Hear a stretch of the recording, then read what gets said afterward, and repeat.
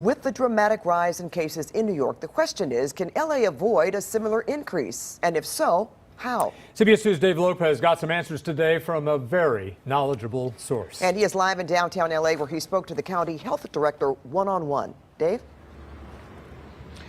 Well, Pat, that would be Dr. Ferrara. We went right to the source on this one, the one who knows all the figures, who knows all the patterns. And the question is very simple. What's happened in New York?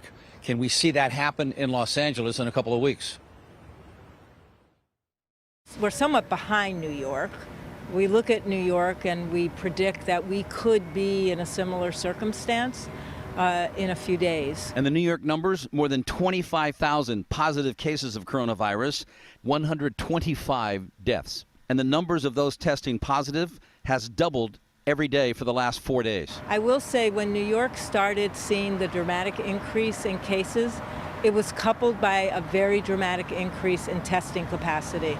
And although we did about 6,000 tests so far, New York had done tens of thousands of tests and was seeing this very sharp increase. But is there a positive side in the fact that here in Los Angeles, just 10% of the people being tested are positive, and so far, less than 20% of those who have gotten sick have had to be hospitalized? So what I worry about is we're going to improve testing capacity, and I'm so grateful. But the downside of that is, even if it stays at 10%, it's still going to be a lot more cases. Can the hospitals hold up? Can you cope with the 17 to 20% people being hospitalized? You know, it depends on over what period of time. What we're all trying to avoid is a really sharp peak, which would be overwhelming for any hospital care system, not just LA County, anywhere in the world pretty much. And that's what you've seen. In LA County, last Friday, there were 48 people hospitalized with the coronavirus.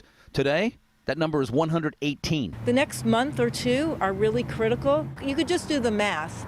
You know, even if you say 10% of people who are infected are going to need hospitalizations, and you estimate that we could have 1 million people who are infected, if all those 100,000 people needed to get cared for at a hospital in a short period of time, of course it would overwhelm our system. So the issue for us is do everything we can, do all the social distancing. If you're issued an order to quarantine or isolate, you have to do it. And that will flatten the curve. Okay, so are you concerned now by the numbers? Are you pleased with the numbers, or do you have any way of knowing? I'm not pleased with the numbers. I mean, every day I've reported people dying. It's devastating news for their families, for our communities, and there's nothing pleasing about anything that's going on right now, to be honest. This is a disease that can cause really heartbreaking devastation to families. The only tools we have are what I told you. We either do them well, we social distance well, we isolate well, we quarantine well, or the numbers will continue to rise in a very dramatic fashion. And then our hospital can get overwhelmed. So, you know, I beg everyone at this point, you know, help us out, do your part. Together, I think we can, in fact, slow the number of new cases, but only if we're all working together. The message could not be more clear. The warning could not be more ominous. Now, there will be some other changes. The sheriff made that announcement today on some businesses that are going to get the hammer.